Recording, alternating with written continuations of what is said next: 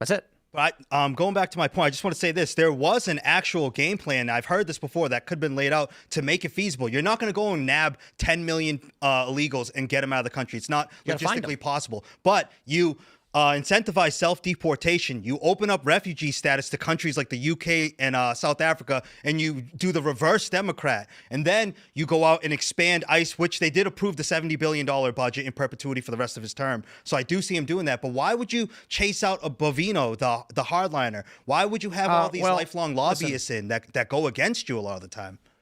The first thing I will say is my advice to you and to everybody else is to stop assuming you understand the chessboard.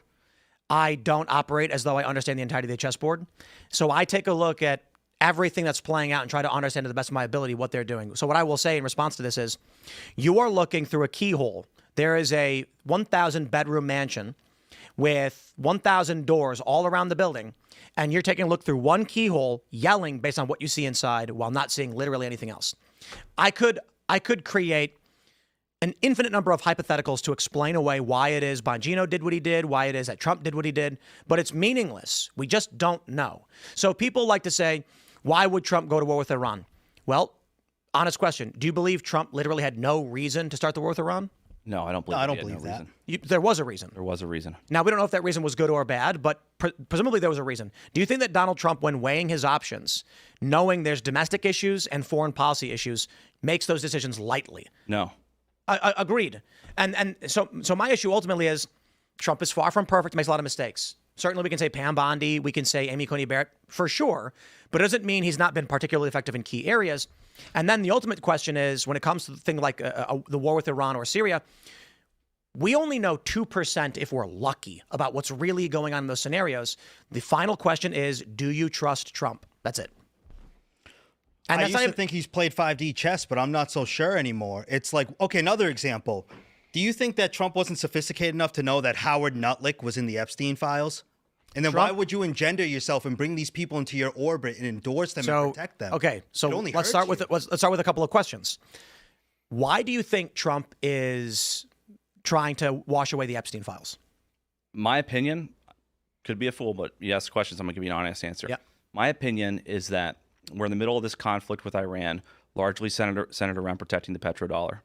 And I believe that the Epstein files, if truly revealed, will explicitly reveal that Epstein was working on behalf of Mossad, and that undermining popular support for Israel in the middle of a conflict with Iran is not conducive to a successful outcome in a national security issue. Do you think that there are Saudi princes who had sex with underage girls? Sure. Yeah. Do you think Epstein helped to procure those girls for these guys? Mm-hmm. Do you think the Saudis would, our relationship with Saudi Arabia would be in turmoil if Trump allowed for documents alleging that these Saudi princes were raping little girls? Here's what's frustrating. What's frustrating is that we've allowed our nation to come to a position where, from a national security perspective, we have to cover, of course, for such evil. Okay, so here's the question. I'm not saying that's Trump's fault, right? but like, what do we have to more fundamentally disrupt in order to make this never happen again? So let me ask you the question, right? Hypothetical. If releasing the true unredacted Epstein files would result in total economic collapse of the United States and the end of the SWIFT payment system and the petrodollar, would you be in favor of it? Yeah. It's going to happen anyways. Well, it's already happening. My answer is largely yes, but that's because I'm resigned to living on a farm and taking care of chickens. And I'm resigned to moving in with you. But you understand what this means, right? It means probably 60 million dead Americans in 3 months. But if you build a nation and a global economy on the lie that is our currency, it's only going to, in like a exponential way. That's a fine ideological position. Taking the hit now is better than taking the hit later, is what I'm trying to say. If there are presuppositions in this, but let's assume that I believe there are two principal issues with the Epstein files that Trump is like, we don't want to release the real details.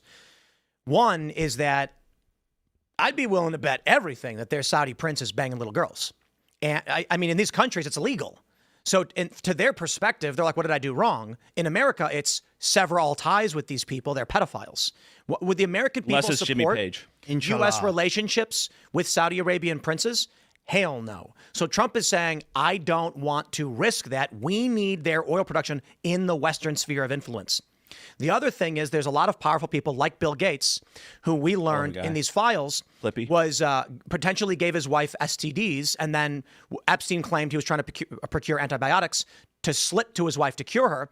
So he's getting blackmailed. And Bill Gates, I believe he testified recently, something to the effect that Epstein was trying to blackmail him. Mm-hmm. Trump has that blackmail now. I'm not saying Trump's a good guy. I'm not saying these things are good things. What I'm saying is, should that be the case, Donald Trump is never going to release these files. You're not going to go to Trump and say, let's burn down the American empire overnight. Like, you didn't do it, Trump. The American people didn't do it. No one's happy that it happened. But the previous administration, all those people did these evil things. And if it comes to light, America is over. Trump's going to say, never happening. There's ways to mitigate that, though. Number one, no, there's not. When you cover for them, you are joining the deep state. Number two, you were given a grand slam weapon. Instead of having these little dialectics and clever plans to split the party, you could have gone scorched earth and done a limited hangout, limited release. Like, hey, we're going to get the generals of the Epstein class. The subordinates and the minions, you're going to fall into place. Maybe you'll do 10 years. But again, you roll on them. That theory is that Trump controls them now. Why would he want to put a billionaire in prison who now bends the knee to Trump? Here's the other fascinating aspect of this, too. Why would he sign an executive order to release the Epstein files and then later decide not to release all because of them? they don't exist anymore. Well, I think the moment Epstein got caught, I think once he saw what was in them, he realized that releasing them was going to undermine leverage that they create. I agree with that. I also think it's detrimental to the United States. The U.S. So here's a funny thing, right?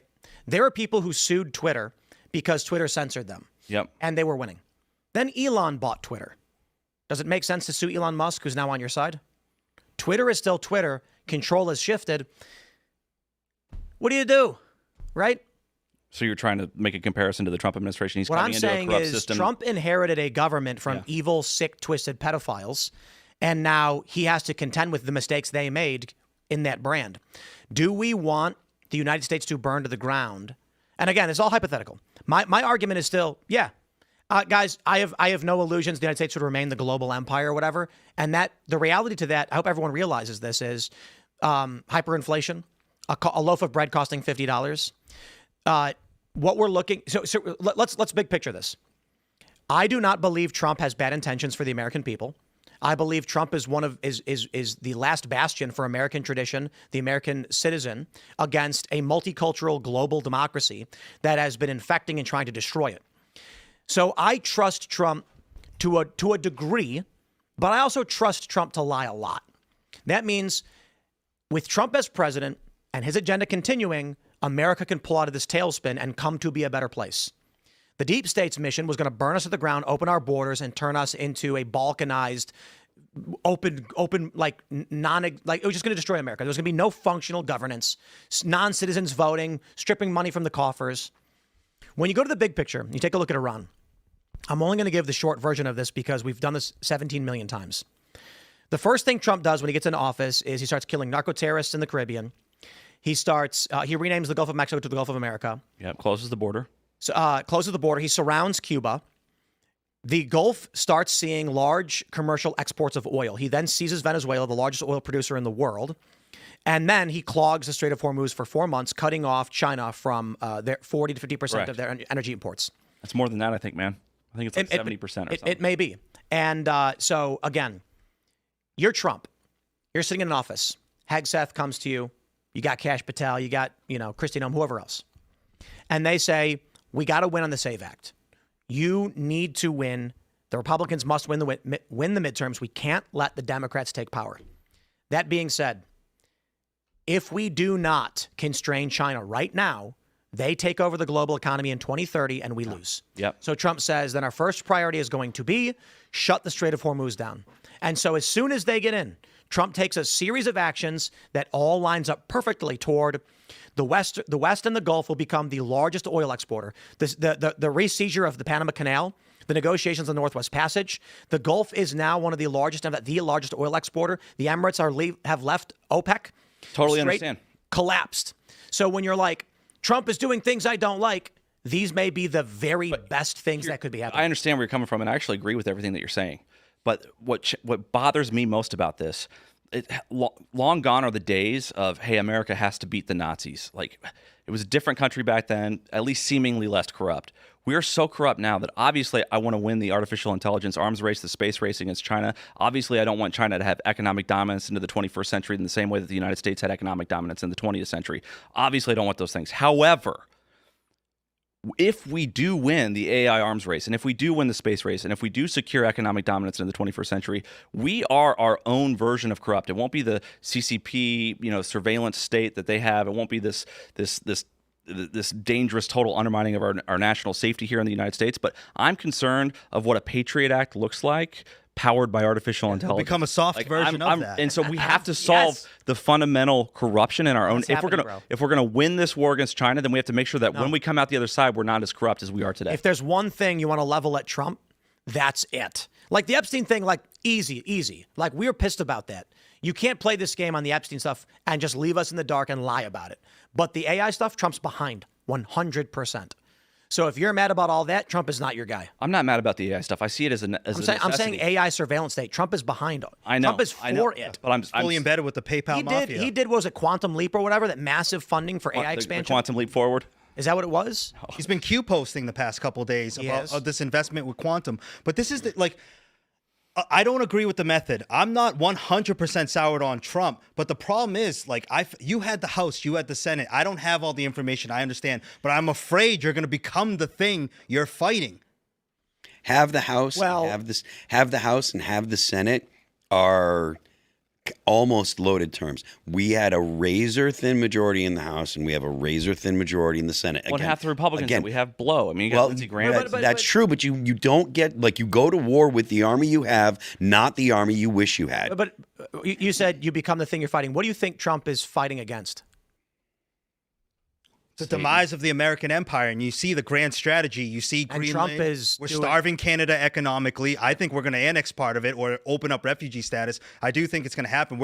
I believe a deal's been cut between Trump and Zeta. Right. You said you become something that you're fighting against. So if Trump is fighting against the people to destroy America, everything I see him doing is revitalizing America. So I don't see how he becomes something that destroys America when his actions are moving towards. Well, it's a dangerous game. We're assuming the deep state doesn't have tricks up its state. This is why I was so mad. It's like, dude, you're racing against the 4-year clock. You have to mass deport at least 10 million. There's different ways to get there. They're not voting. The issue is they're voting in liberal states. They're not voting. And what they're doing is they're padding the census number so that they get extra electoral college redistricting. Right. No. They count the illegals as residents so they can get more reps in a state like California, for example. Yeah, that's what redistricting is. No. Not exactly. Well, no, it's not. So California has an estimated 2 to 4 extra congressional seats based on the illegal immigrant population. Mm-hmm. If you were to deport all of them, or just not apply those people to the census, then California loses between 2 and 4 electoral college votes for the president. And reps in Congress. Exactly. It's not that the illegal immigrants are casting ballots. It's that they get extra votes because of their existence. Yeah. Yep. So you think Texas is purple? Well, yes. As goes Texas, so goes the United States. Look at how many seats they have. The issue with Texas is that it also has extra Democrat congressional seats because the major metros have large illegal immigrant populations. If you remove illegal immigrants from every state, only Democrats go down because of sanctuary states, sanctuary cities. Mm-hmm. But I do believe Texas is purple because I've been to Austin and I've been to Houston and I've been to Dallas. Yeah, but if you look at the numbers of their gubernatorial races, I mean, Republican governors win by a landslide. It's true, but the important thing, people don't get, like in New York, you know who got these commies over the line? It wasn't foreigners. It was white, affluent, male feminists. Right, you got to marry them and put a baby in them, Texas, otherwise they're going to vote against you. Do you know who votes Democrat in Texas? Natives, and the people who are born in Texas vote Democrat, and the people who moved to Texas vote Republican. That's very interesting. I moved to Texas and voted Republican. Hey, I have a narrow urethra. Can I go pee? Yes. Thank you. Don't close the door; it'll lock you out. Yeah. So anyway, Trump's the best. He's never done anything wrong, and Israel is our greatest ally.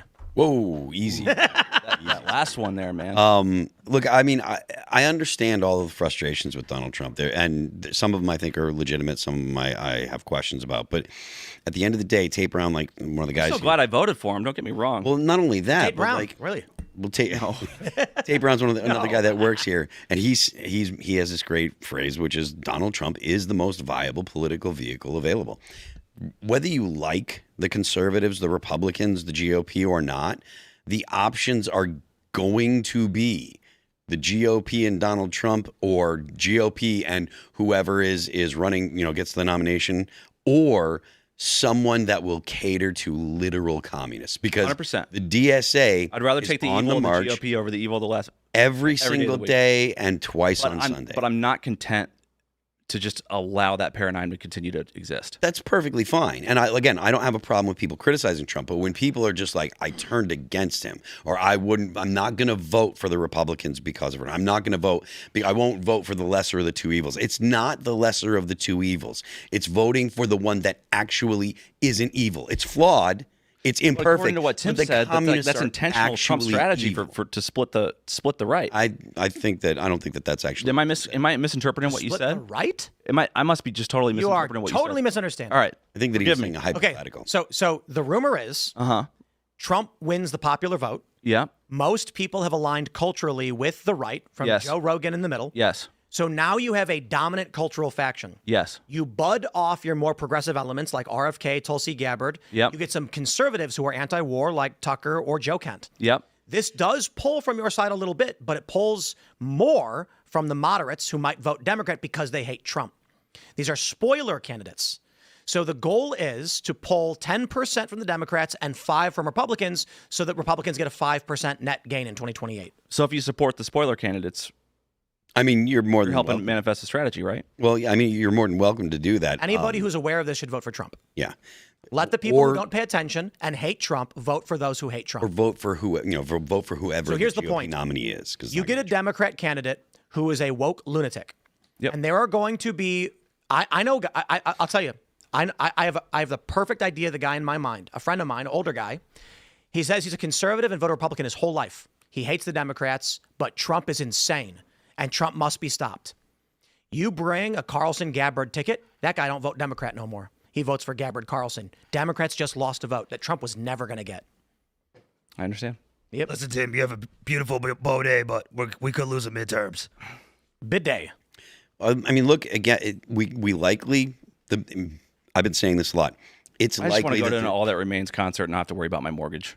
I can't do anything about the mortgage, but I know a guy about the concert. There is a likelihood that the Republicans are going to lose the House, right? Like that's kind of what it is. Certainly kinda feels baked that in. way. If the economy is doing well, I think the Republicans can keep the House. That's not saying they will. I think they can. If the economy is not doing well, they're guaranteed to lose it. I still don't think so. What? You don't think they're guaranteed to lose it? I think that we are waiting with bated breath on Watson v. RNC to see how the Supreme Court rules on mail-in voting. Even a narrow ruling, just destroys the Democrat voter base. If the Supreme Court, are you familiar with Watson v. RNC? Please enlighten Simple me. question: can any jurisdiction count ballots after Election Day? Oh, I would say And it seems very likely because of the oral argument, Supreme Court's going to say no, you cannot. If this ruling was in place in 2018, Trump would have held the midterms, breaking a historic trend. Yeah. But what happened was in 2018, after Election Day, everybody on the right celebrating no blue wave. The Republicans did it. They staved off a Democrat blue wave. And then 3 weeks later, somehow, Democrats all won like 10 seats or whatever. Yeah. And it's because everyone in the media went, well, it's called a mirage because they were still receiving ballots that were arriving late. And once they counted them, Democrats won. Right. You take that away, and Spencer Pratt wins second place in the LA mayoral race. But I do think that the what happened Tuesday in New York and the shock that a lot of Democrats are feeling because of it, I think that might actually have an effect on the midterms as well. If people think that actual communists, people are, so one of the things that they talked about a lot was defund the police, or some of the things is defund the police, and they want open borders. Those are two things that are unpopular with independents and Republicans and most Democrats. If you get a lot of people that are heading to Congress that actually, are going up That against radicalized, yeah. that radicalized, you might see people say, "I'm not sending that nutbag to Congress," Right. Because it's totally unpopular. The idea of defund the police is outside of the realm of reasonable politics. And the idea of open borders, like we shouldn't have a border at all, which is Chavez, I think is how you pronounce her name. She was saying there shouldn't be a border. Anyone that wants to come and go should be able to go as they please. Those kind of things, Americans across the political spectrum are against, except for the most extreme left-wingers. So it's possible that the Republicans hold Congress. If they do, then we'll see more of the Trump policies being pushed. If they don't, the Democrats are just going to throw a wrench in the works, and all the things that we're talking about, hoping for, forget about them. Forget it. Like there's going to be papers of impeachment. They're going to be doing everything they can to block stuff. Sure. Forget about any kind of advancements. They're probably going to do things that'll try to prevent more deportations. All that stuff's out the window. So I understand what you're saying. And I agree, I would like to see more, but it's so important that we don't allow crazy communists to take control, to get into a position where they're influencing national politics, where a handful of Congress people are influencing national politics. And I understand, like I said, I understand being upset about whether it be the Epstein files or being upset about not enough deportations. Your options are not, oh, well, I'm going to turn my back on the Republicans and not vote and not try to promote the Republican candidates because I'm mad at Donald Trump.